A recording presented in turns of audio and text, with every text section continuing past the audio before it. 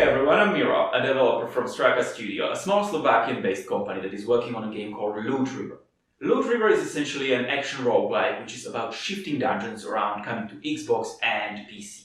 And I would like to show you a new gameplay video which shows you the controls of the game, a procedural generation used in the game, shows you some areas, bit of combat, and perhaps a new thing or two that you didn't see in the trailer.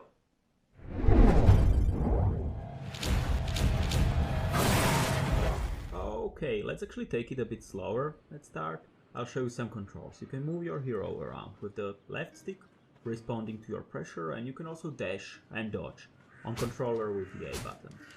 And you attack with the right bumper. That's your standard attack.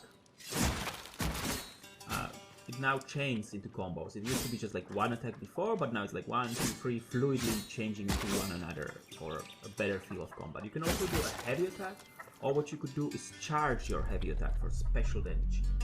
Boom, right? And there are many different weapons in Loot River, and each is useful in different scenarios and has different properties, and you can do different stuff with. Let's go to the first combat area now, the Sunken Village.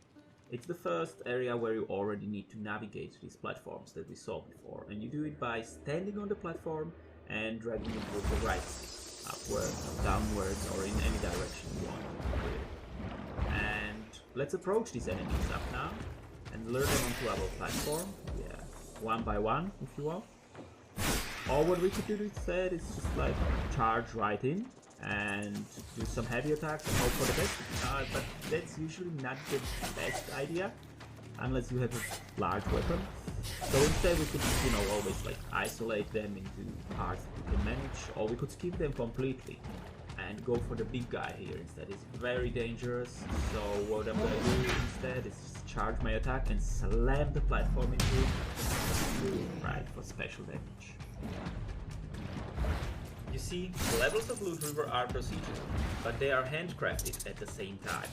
What we do is design lots of smaller areas with possible connections and then let the computer assemble them and look for logical relations in between them.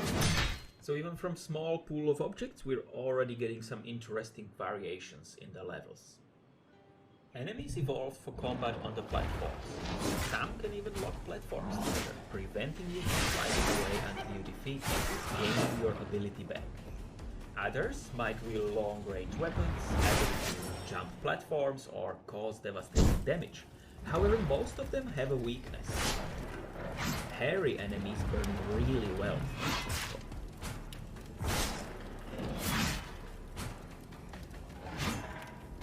You will visit many interesting places, obtain legendary weapons, meet unimaginable characters, buy them, and ultimately die by your hand.